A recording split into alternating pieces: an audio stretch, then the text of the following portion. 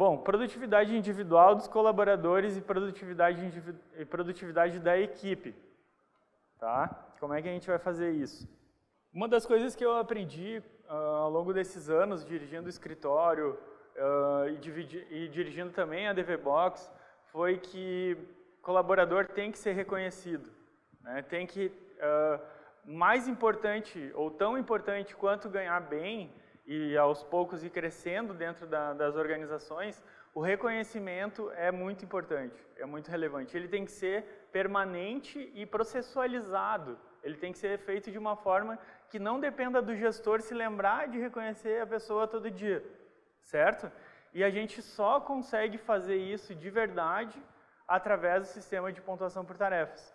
Porque é a única forma que eu conheço, né, e agora eu estou começando a pesquisar a fundo e em vários lugares do mundo está começando a se usar a pontuação por tarefas. Né? Até estava falando com o Gabriel que ele não conhecia, agora há pouco ali, que a gente usava a pontuação por tarefas na DVBox, e ele disse que no sistema que ele criou para o escritório dele, ele usa, né, Gabriel, a sistema de pontuação por tarefas também, totalmente aleatório, sem a gente ter se conversado antes. Então é um sistema que consegue realmente metrificar e possibilita tu conseguir criar uma unidade de relacionamento entre aquele trabalho mais simples dentro de uma organização com um trabalho mais complexo. Né? E aí existem pessoas que pensam que o trabalho mais complexo nunca será igualável ao trabalho mais simples, mas eu acho que sim. É só uma questão de mais estudo, mais qualificação, mais competência, certo? Então, ele permite reconhecer quem rende mais e recompensar a pessoa que rende mais por isso. Né? E ela também consegue mostrar para o gestor aqueles problemas ocultos que tem dentro da equipe, que afetam a produtividade. E também consegue mostrar a insatisfação de algum colaborador, certo? Tu consegue visualizar, através da pontuação por tarefas, a dinâmica da equipe, consegue recompensar melhor os talentos, de uma forma mais concreta. Né? Porque ela te dá dados específicos acerca de quem realmente trabalha no escritório. Se tu não tem a pontuação por tarefas e faz tudo com base em horário, acaba que alguns funcionários conseguem trazer uma aparência de que produzem mais que os outros. E às vezes aquele mal-humorado que está lá no cafezinho, às vezes mais tempo que o outro, e está produzindo 4, 5 vezes mais, sem a pontuação por tarefas, isso não aparece. E aí acaba que às vezes cria um ranço com alguém que não dá bom dia, mas o cara está produzindo um monte lá, né? Então, eu acho que isso é uma coisa muito importante para a gente conseguir metrificar e trazer dados da equipe, tá? Trouxe aqui o nosso painel do mês passado de pontuação por tarefas lá do escritório, não sei se vocês estão vendo. Metade do time está aqui, né? Está sendo contemplado aqui. Então, a gente mostra aqui que tem realmente uns que são muito workaholic mesmo, né? Que trabalham, então lá na frente, lá com mais tarefas, pontuações mais altas, né? E tem um pessoal que também não está na pontuação por tarefas, que a gente controla só pelas tarefas, mas eu acho que aqui a gente consegue identificar, por exemplo, uma pessoa consegue identificar e ver o que a outra faz, né? E consegue reconhecer no outro que ele trabalha e está se dedicando mais, ou consegue ver que o colega não está rendendo tanto quanto ele costuma render. E isso pode servir para estender a mão em relação a uma ajuda, a obter uma conversa. E para o gestor também identificar isso, certo? Isso aqui a gente tem isso dentro da DVBox, não sei quem está acostumado de ver isso, é acessível para todo mundo dentro da DVBox, né? É possível fazer. E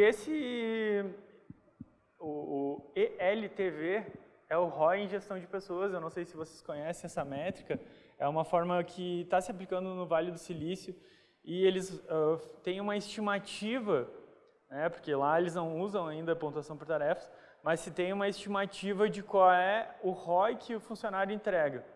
Então tem um período de rampeamento aqui, nessa primeira fase, quando ele é contratado, que ele demanda um treinamento maior das pessoas que são mais experientes, a gente são mais perguntas, são mais dificuldades, são formas, aquele beabá que a pessoa tem que aprender quando entra numa organização. Depois de um tempo ela vai crescendo e aí ela chega lá na contribuição total, né? E daí ela passa a ficar motivada, e motivada por longos períodos, né? Esse período pode ser de meses, pode ser de anos, pode ser de décadas, e aí, ou então no final, aqui quando ela vai terminando, ela toma a decisão de deixar a empresa, pode não externalizar isso ainda, pode não ficar claro o suficiente, mas vai aparecer na pontuação por tarefas, né? E daí a gente identifica, depois que a gente conseguiu introduzir a pontuação por tarefas na DVBox no escritório, nenhuma demissão para mim foi mais surpresa. Pedidos de demissão, pedidos de saída. Porque a gente consegue identificar na pontuação por tarefas quando cai a produtividade da pessoa. E quando cai 20%, né? Então, se tu estiver atento a acompanhar isso, tu consegue extrair insights bacanas, assim, e tu consegue também fazer uma transição com as pessoas que saem de uma forma mais saudável e que não fique contradições e disputas e coisas, um sentimento ruim com a empresa, né? Claro, não é sempre que dá para tentar evitar isso, mas é bem interessado, né? Então, resumidamente, Task Score, né, que é o que a gente está chamando de pontuação por tarefas hoje em dia, é sim a base de uma gestão de pessoas data-driven. Ela gera os dados que você precisa para conseguir construir uma gestão de pessoas baseada em dados. Mas como eu falei no início da palestra, né, não é os dados que a gente quer as soluções, certo? Que é mais que, além de prever as demissões, a gente pode tirar de insight com a medição, com a metrificação do trabalho do pessoal, né, e quais são os benefícios que isso pode trazer para um escritório. A competitividade, tá? Essa decisão do gestor de adotar a DVBox e disponibilizar a produtividade para todo mundo, né, isso é uma prática recomendável. Muitas pessoas já me questionaram, será que isso não gera maior concorrência? Será que isso não é, sei lá, não deixa de ser saudável? Muita gente do RH vai criticar e critica, já me criticaram dizendo que isso não é saudável. E aí a gente aprofunda os estudos e vai vendo o que os gestores, os intelectuais, os especialistas de RH falam, e a gente identificou que vários sustentam que é saudável, sim, compartilhar a produtividade, tá? Depende um pouco da posição do gestor. Se ele for usar isso para causar pressão ou para fazer assédio moral, não vai ser saudável. Mas se tu tiver um relacionamento dentro da equipe que seja baseado na competição saudável, isso pode sim trazer benefícios, certo? Então, por exemplo, a competitividade ela vai existir dentro de um escritório sempre, né? Uma equipe com mais de 7 ou 10 pessoas vai ter algum tipo de competição, é inevitável. Só que a pontuação por tarefas, disponibilizando a produtividade de todo mundo, ela vai acabar permitindo que as bases dessa competitividade mudem, né? E as bases dessa competitividade sejam baseadas, em vez de ser baseadas na aparência, como eu falei antes, ou na bajulação do chefe, né? Ou em situações que mostrem, né, tentem se autovalorizar para ganhar o chefe para o lado dele, daquela pessoa. Não, vai se basear realmente em quem entrega o trabalho do dia a dia do escritório, né? E isso tem se comprovado em dezenas de escritórios que estão usando a DVBox. Alguns vieram aqui até para dar depoimento de como está sendo a utilização do Task Score. Amanhã vamos falar sobre isso. Isso também elimina críticas destrutivas infundadas, né? Algumas pessoas vêm e começam a reclamar para mim, como gestor, isso ao longo dos anos. Fulano, ciclano, eles não trabalham e ganham mais que eu. E daí o que tu faz? Tu vai lá e abre e vê o que aquele fulano e ciclano tem de produtividade e acaba às vezes sendo o dobro, né? O triplo de produtividade do que aquela pessoa que está reclamando. Então tu mostra, olha, não, na verdade trabalha assim, olha o que ele fez semana passada, olha o que ele fez no mês passado, né? Está entregando, está fazendo, por mais que ele não converse, por mais que tu não veja o trabalho dessa pessoa, né? E ela nivela o time pelas pessoas com mais altos volumes de entrega, né? Então tu consegue basear o trabalho e as entregas do time pelas pessoas que entregam mais, que fazem a maior pontuação por tarefas, né? E não pelas pessoas que trabalham menos, como no sistema de controle por horário? Porque no controle por horário, quem ganha mais é quem trabalha menos, certo ou errado? No controle por ponto, por horário, todo mundo faz 8 horas, vamos colocar um exemplo assim. Tá? E todo mundo tem o mesmo salário lá fixo, digamos.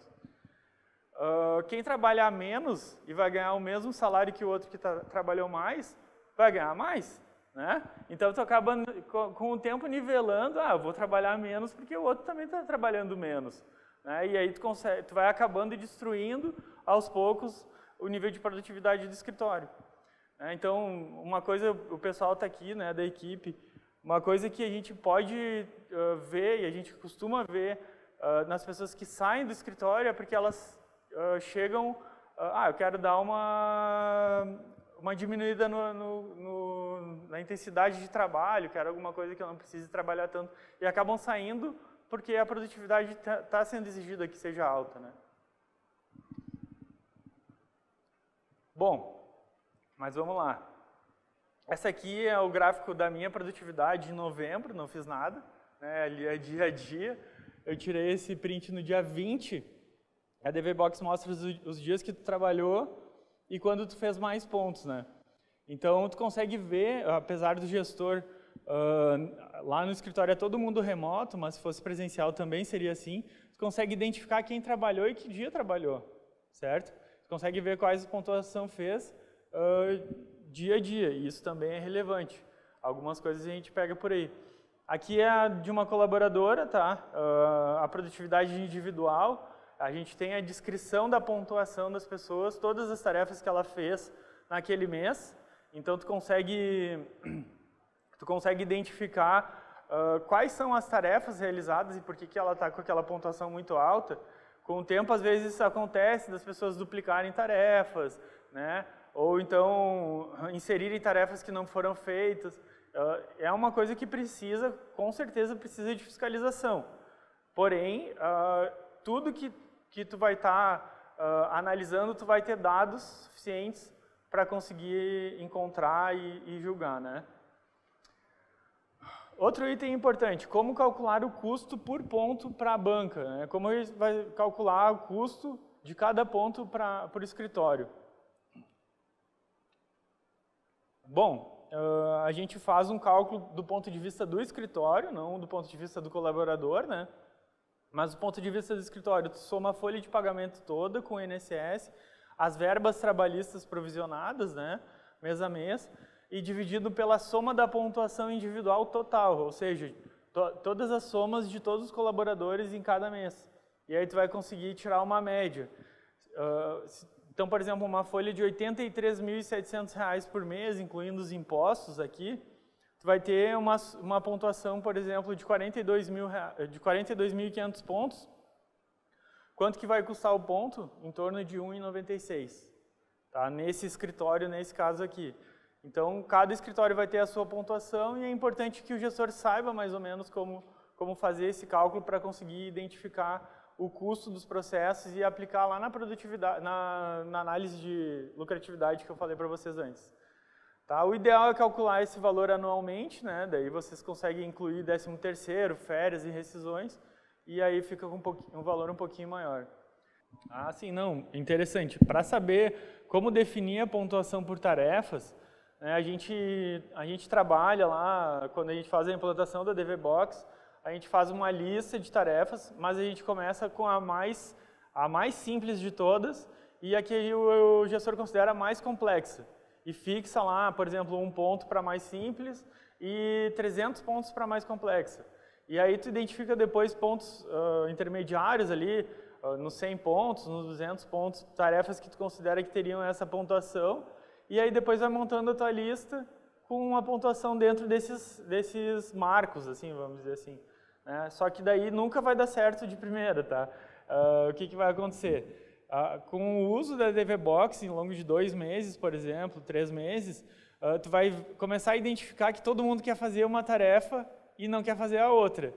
Né? Então, tem tarefas que caem lá para ser feitas e a galera derrete ela na hora, assim. E aí as outras vão acumulando. O que tu vai entender? Que a que todo mundo quer fazer é a que gera mais pontos e se tu estiver pagando uma gratificação por ela, né, pela pontuação, que está dando menos trabalho do que as outras. Então, tu vai diminuir a pontuação dela e fazer um ajuste. Já as que estão ficando lá acumuladas, tu tem que aumentar a pontuação porque ninguém quer fazer, porque não gera pontos. Isso é natural e a gente está observando isso em todos os escritórios, um comportamento bem comum, assim. O que a gente aconselha é que as mudanças sejam feitas sempre no dia 1º do mês. Tá? Por mais que se acerte, essa tarefa está com uma pontuação baixa e essa tarefa está com a pontuação muito alta, se tu falar para o pessoal, vou diminuir a pontuação que está muito alta, todo mundo vai quebrar o pau e vai ficar de cara, né? Vai ficar indignado. Agora, se tu quiser aumentar no meio do mês a que está muito baixa, daí não vai ter problema. Mas quem vai estar pagando é o escritório, né? Então, essas duas questões que a gente cuida, assim. Mas é uma gestão, né? Tu tem, assim como a pontuação, o controle de ponto por horário dá trabalho, né? Tem pessoas que vão lá, pegam um cartão de outro e bate ponto, se tiver que bater, ou o dia que o gestor não vai e sai às 3 da tarde, né? Algumas coisas assim são problemas do controle de ponto. Mas a gestão por tarefas, ela, por mais que tenha alguma malandragem, vamos colocar assim, alguma ajeitadinha, a entrega foi feita, né? A tarefa foi feita. Então, isso é que dá uma construção de resultado muito relevante para o escritório. Certo? Outra coisa que é muito relevante para o gestor fazer, né, e entender com base nos dados é a questão da ondulação de trabalho. Não sei se vocês já ouviram falar disso. A ondulação de trabalho é o volume de trabalho em cada fase, né? Então, às vezes, uma fase represa e vai acumulando um volume maior de trabalho, enquanto a outra, que está logo depois, ela reduz, né? E aí, esse movimento, o gestor identificar isso pode trazer vários benefícios para o escritório. Tá? Então, o estoque inteiro de processos pode ser feito, na DVBox a gente tem onde faz, pelo estoque inteiro de processos, né? Mas dá para fazer também por grupo de ação. A gente quer evoluir para que na versão mais completa que a gente vai lançar da DVBox tenha por grupo de ação. Então, tu identifica os represamentos nos andamentos das ações, prevê os futuros problemas financeiros de caixa, são coisas que dá para identificar através dessa ondulação de trabalho. Tomar as iniciativas para acelerar os processos parados, tu consegue identificar isso também. Permite deslocar o pessoal de uma fase processual com menor volume de trabalho para outra fase processual com maior volume, né? Então, para equipes aí acima de 7 pessoas, isso começa a ficar bem relevante. Então, assim, volume de tarefas acompanha o volume de estoque de cada fase, de estoque de processos, né? Digamos lá, eu tenho 1000 ações na fase judicial e 30 ações na fase recursal. Eu tenho uma realidade no escritório. Agora, se eu tiver 500 ações na fase judicial, né, instrutória, e 500 ações na fase recursal, eu tenho outra realidade do escritório, certo? Qual é a fase do escritório que exige pessoal mais qualificado? A instrutória ou a recursal? Né? Sustentação oral em tribunais superiores. Então, são coisas que a gente vem trazendo, né? Aqui a gente identifica, esse gráfico na DVBox, menu processos, consegue identificar, por exemplo, aonde está represando mais. Tá? Então aqui eu tirei em novembro do escritório, aumentou bastante o número de atendimentos, volume muito grande, por conta da reforma da Previdência. O que aconteceu? Muita consulta, muita entrevista e tal.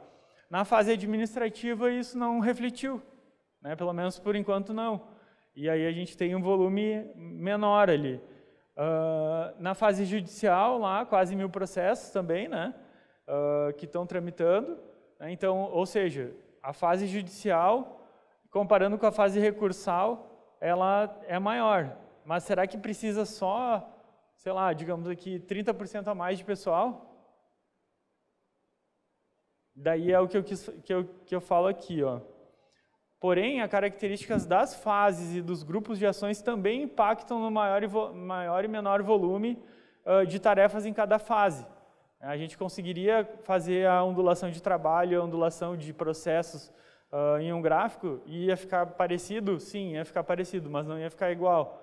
Porque ações que tratam só de direito, né, que não tem a parte fática para fazer uma perícia no local de trabalho, por exemplo, ou uma perícia criminal, ou fazer, então, uma audiência de instrução, né, esses processos de direito, eles têm menos tarefas para serem realizadas ao longo do processo.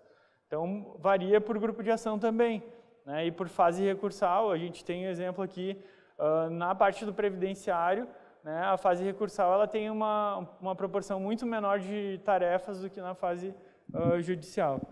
Certo, pessoal? Isso aí vocês conseguem fazer na DVBox de forma bem tranquila e transparente, né? Então aqui eu montei, para não entrar em outras contas do pessoal que me libera a entrada, mas eu fiz alguns outros exemplos de ondulação, para vocês entenderem.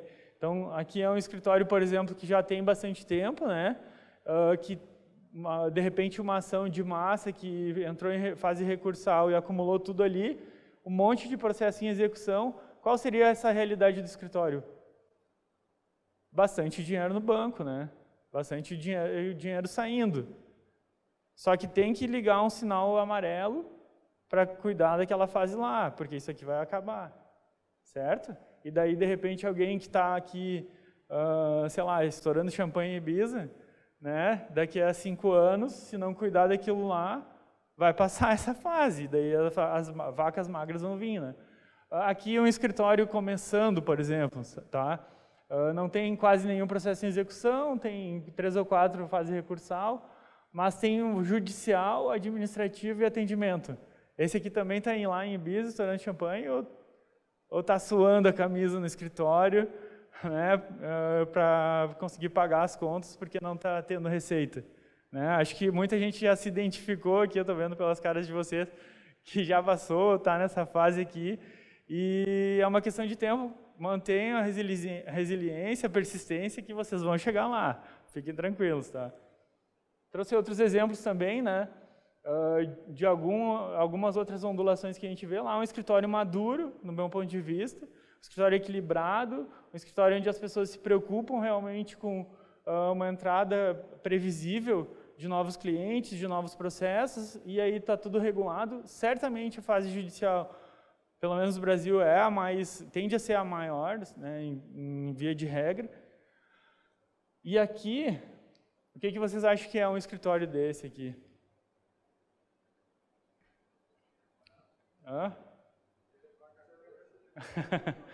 É um modelo de escritório daqueles que atuam só atendendo processos que fazem sustentação oral e defesa em tribunais superiores, certo?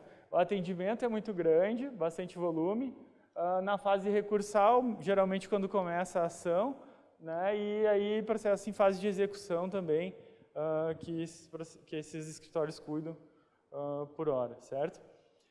A nossa ideia é a gente conseguir construir para o ano que vem essa ondulação separada por grupo de ação, né, pelo menos os 3 ou 4 grupos de ações mais importantes do escritório, e aí dar uma visão melhor para o gestor, certo?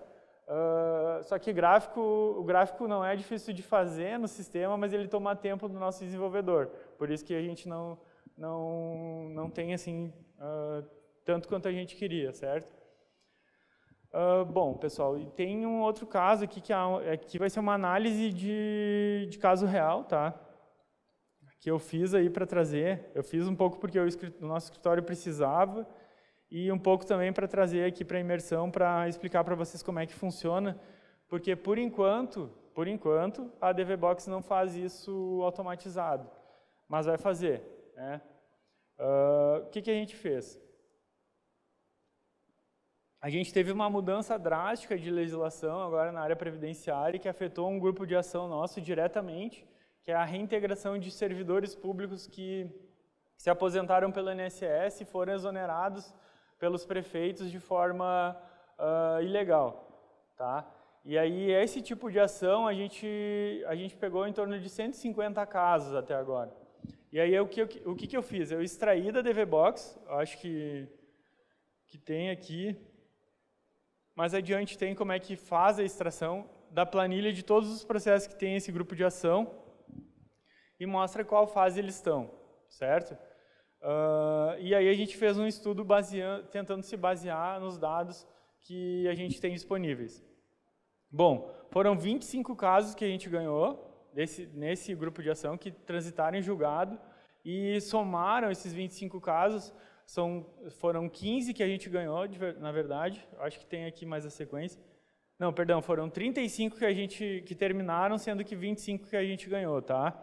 A soma total de honorários dá R$ 894 mil, desses 25 casos. A média dos processos ganhos, ou seja, a média de honorários dos processos ganhos, não de todos, R$ 59.620, sendo que 71% das ações são procedentes, certo? E daí a média geral, incluindo os que a gente perdeu, cai para R$ 35 mil. Ou seja, se a gente não incluir os que a gente perdeu, a gente pode ser enganado, como eu falei para vocês. Bom, esses dados são suficientes para a gente se esforçar e continuar fazendo essa ação, concordam? Mas a gente não pode parar por aí, porque talvez a gente cometa alguns erros.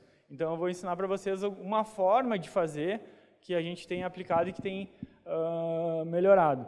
Como a gente atua em vários estados, né, essas ações elas estão concentradas no Rio Grande do Sul, Santa Catarina, Paraná, Espírito Santo e Minas Gerais, certo? Só que olha só os resultados analisando por tribunal, como fica pior aqui, né? Rio Grande do Sul, 88% de ações foram ganhas, das nossas que foram resolvidas.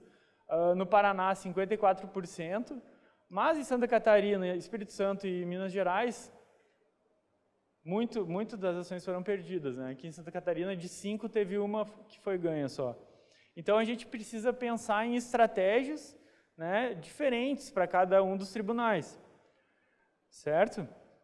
Aí a gente trouxe aqui também esse dado para a gente fazer uma análise de recursos pendentes nos TJs, tá? E a gente identificou, por exemplo, que no Rio Grande do Sul a gente tem 14, Santa Catarina, que infelizmente tem 80% de improcedência, a gente tem 28 casos, e no Paraná a gente tem 12, e o Espírito Santo, que a gente achou que não tinha quase nada, também tem 12, sendo que a gente focou mais na nossa prospecção no Paraná, né? Então a situação é essa. Então já muda a realidade, já muda a ideia de estratégia com esses dados que a gente fosse pensar. Se a gente fosse se basear só na média de honorários, a gente ia seguir tocando em tudo. Aqui, a gente já vê que a gente tem que priorizar Rio Grande do Sul e Paraná, certo? Bom, seguindo ainda nessa análise, situação no STF, o que a gente fez? Fez um estudo para ver a posição de cada um dos ministros em relação a esse tipo de ação. Felizmente, um pouco de análise que a gente fez quando a gente foi começar a fazer no início, mas todos os ministros, com exceção do Alexandre de Moraes, são favoráveis à nossa posição. Então a gente conseguiu tirar, a estratégia ficou mais fácil da gente definir, né? Qual é a estratégia para Santa Catarina? Arrastar para o STF, ganhar tempo até que de repente o STF julgue as ações e determine aí uma repercussão geral ou alguma coisa assim, tá? Até eles terem aqui. Então, começando aqui por baixo. Nos estados que está ruim, a gente vai definir ganhar o máximo de tempo nas ações, né? Preparar o caso para subir para o STF com discussão focada em matéria constitucional. É isso que a gente vai fazer, certo? Agora, no Rio Grande do Sul, que a gente está quase com 90% de procedência, o que a gente vai fazer? A gente vai acelerar os processos, né? E buscar evitar, inclusive, que suba para o STF para a gente começar a receber logo e garantir que não mude posição no STF. E no Paraná, que está meio a meio, está 54%, aprofundar a análise caso a caso e estudar a fundo a posição de cada Câmara e cada desembargador que vão julgar os nossos casos. E aí a gente conseguir preparar uma defesa mais particularizada para esses casos aí. Bom, eu demorei uma semana para construir a análise de todos os casos, entrei processo por processo, atualizei a movimentação, porém, a partir de 2020, a DVBox vai fazer isso sozinha. Tá? E aí vocês vão ter acesso a essas informações sem suar a camisa. Tá? Enquanto não tiver, eu também não vou analisar mais nenhum grupo de ação, porque deu muito trabalho.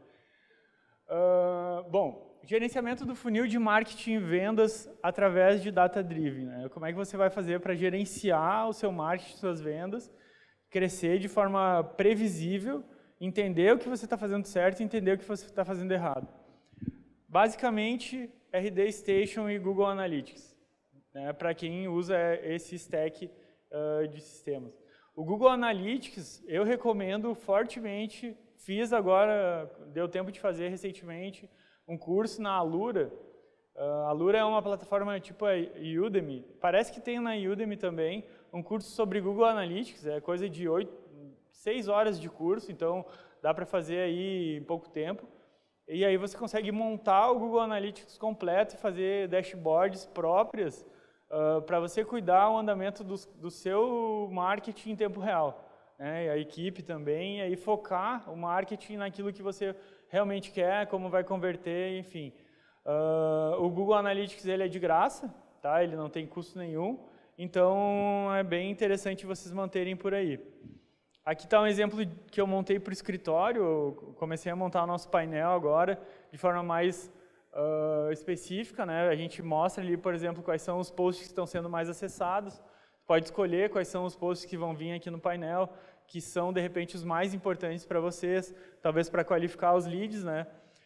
Taxa de rejeição por canal, então, por exemplo, quem entra no conteúdo orgânico, ele chega a ter 84% de taxa de rejeição. Ou seja, taxa de rejeição é quando o visitante entra no teu site e fecha a janela antes mesmo de clicar em alguma outra coisa. Tá? Agora a gente vê que aqueles que entram por referência de outros sites, né, é bem menor, em vez de 84% é 65%. Né? E aqueles que entram através de e-mail, né, e-mail marketing ou automações de e-mail que a gente faz, eles geralmente clicam em alguma coisa, né? Cai para 50% apenas aqueles que têm a taxa de rejeição. Então, esses são dados muito importantes para nós, para a gente analisar, porque não adianta um escritório ter 100 mil visitas no site e ter 0,8 de pessoas que clicam, né? De pessoas que convertem no site, de pessoas que viram teu lead. Tem que aumentar, é muito mais vantagem aumentar para 3%, para 4%, investir o tempo nisso, do que você fazer um esforço monumental para chegar em 500 mil visitas e não cuidar da parte da conversão, né, e não reduzir a sua taxa de rejeição. Tá? Aqui também falando aqui, ó, quais são os posts que a gente estava trabalhando mais, né, a home do site, que é onde a gente tem as melhores conversões, né, o guia, aqui o guia do servidor público após a reforma da Previdência, que foi uma das coisas que nos últimos dias trouxe mais leads e mais oportunidades para nós. Então você vai poder definir sozinho isso, certo? Duração média de quanto tempo o pessoal fica em cada página também é relevante, tu ver quanto o teu site pode melhorar, né? Quanto tempo tu consegue segurar o visitante na tua página, isso daí é uma coisa é uma métrica que tem que aumentar, isso tu faz melhorando a usabilidade, o design e o conteúdo do site, né? Aqui, como eu já falei, né, a parte de taxa de rejeição e a parte de conversões, tu pode definir, por exemplo, a gente começou a definir aqui a aposentadoria geral, que é uma landing page nossa, identificar de onde veio o maior volume de conversões, né, de pessoas procurando consulta daquela landing page. Certo, pessoal? Isso em relação ao Google Analytics. E eu acho que aqui a maioria de vocês está familiarizado com o painel, com o dashboard do RD Station, né? Ali tu consegue identificar volume, em primeiro lugar, né? Esses números grandes aqui. Volume de visitantes, leads qualificados, oportunidades e vendas, né? Fechamentos de contrato.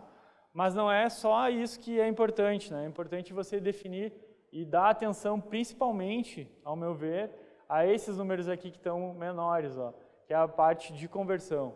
Tá? É qualificação do seu conteúdo, o post que você escreve, o e-mail que você manda depois, né? O relacionamento e a nutrição do lead, é isso aqui que vai conseguir aumentar o volume de contratos fechados no final. Além, é claro, de um bom fechador, aplicando todos os gatilhos mentais aí que o Fernando ensinou de manhã.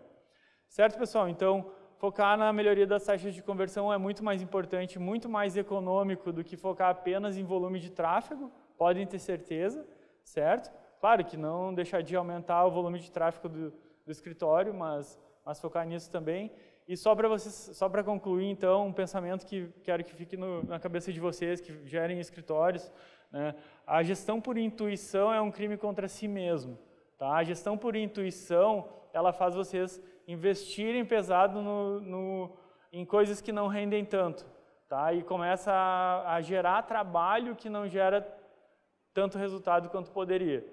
Tá? E uma gestão data-driven é um dever da nossa geração, porque só com ela a gente vai conseguir entregar um serviço melhor para os clientes, com mais qualidade, com menos esforço, com menos desgaste, com menos estresse para nós mesmos e para a própria equipe. Então a gente vai conseguir com ela melhorar nossos resultados e dar uma qualidade de vida maior para o pessoal que trabalha com nós.